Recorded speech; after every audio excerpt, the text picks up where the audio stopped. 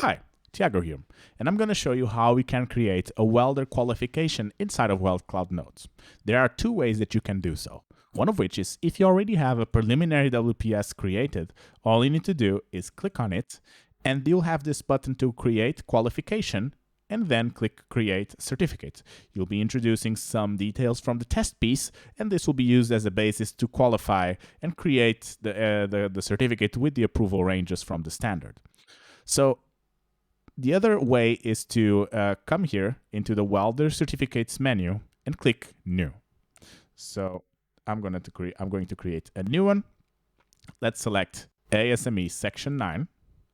And let's say I'm going to give it a name, WPQ Demo Video 001. You can also specify the welder, but if you don't have any welder, you can add it here as well. So let's say, select a company. In your case, if you only have one, it will be automatically filled in.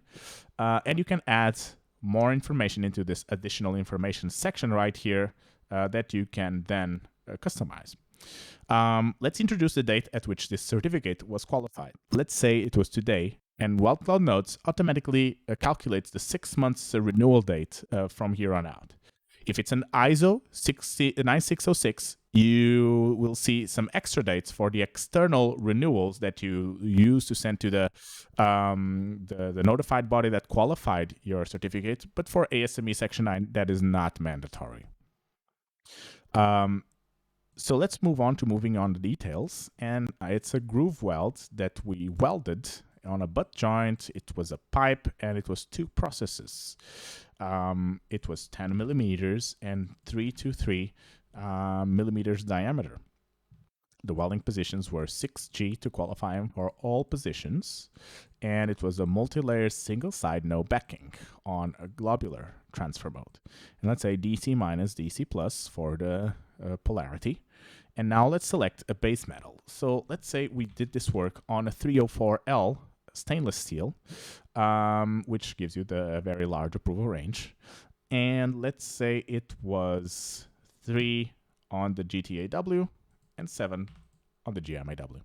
Then we're off to selecting the consumables. So for a 304L, we probably want something like an 308L.